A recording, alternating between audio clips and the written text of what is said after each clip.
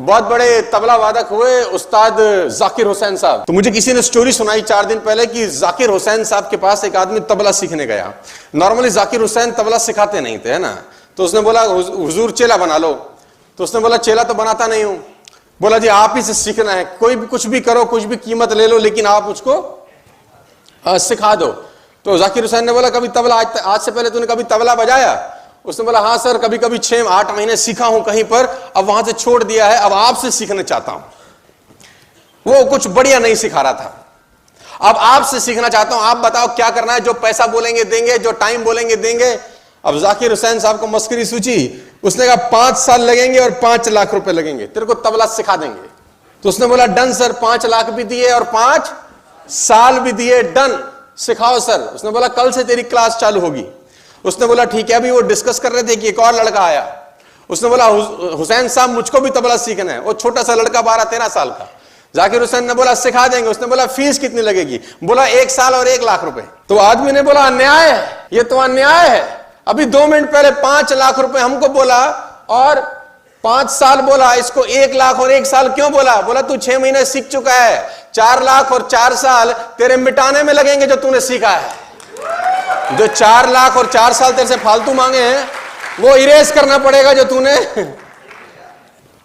मैं मुंबई में था, बहुत साल पहले की ये घटना है, और मेरा एक दोस्त है जिसका जो बेटा है वो बहुत अच्छा टेनिस खेलता था, और ये बिल्कुल सटीक उदाहरण है आज आपको मैं देना चाहता हूं।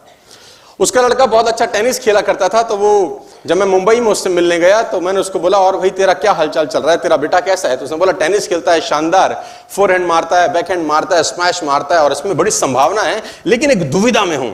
तो मैंने पूछा दुविधा क्या है? बोला यहाँ कुछ खास एकेडमी नहीं है मुंबई के अंदर, मैं चाहता हूं बैंगलोर शिफ्ट हो जाऊं, तू क्या सलाह देता है मुझको?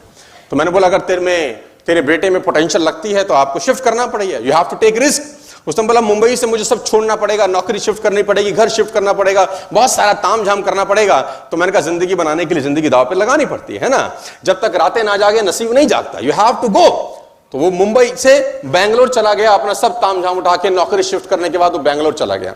अब जब वो बैंगलोर चला गया तो बहुत महीने, 6 महीने, साल, 1.5 साल के बाद मेरा बैंगलोर जाने का मौका लगा, है ना। तो वो मुझको मिला, तो मैंने उसको पूछा और भाई तेरे बेटे का टेनिस एकेडमी में कैसा प्रैक्टिस चल रहा है?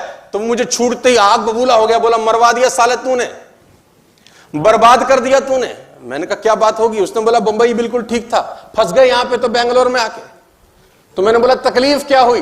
बोला तकलीफ यह है कि वहां 8-9 महीने, 10 महीने की कोचिंग के अंदर लड़का बैकहैंड मार रहा था, स्मैश मार रहा था, सर्विस रोक पा रहा था। मैंने कहा यहां क्या तकलीफ है? कह रहा 12 महीने के आसपास हो गया है, जो कोच है उसने रैकेट तक नहीं पकड़ा है लौंडे को मेरे।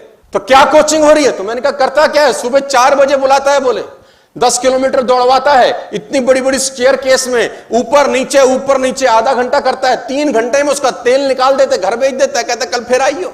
रैकेट नहीं पकड़ा रहा। तो मैं सोच रहा हूं कि मैं मुंबई वापस शिफ्ट हो जाऊं। तो मैंने बोला ऐसी गलती मत करियो, तेरा लड़का सही हाथों में है, क्योंकि टेनिस खेलना एक आर्ट है, वो आर्ट कभी भी डेवलप हो सकता है, लेकिन टेनिस खेलने के लिए जैसा शरीर होना चाहिए, तेरा कोच तेरे बेटे का वो शरीर पहले बना रहा है। एक बार शरीर बन गया तो टेनिस तो कभी भी खेला जा सकता है, कभी भी सीखा जा सकता है।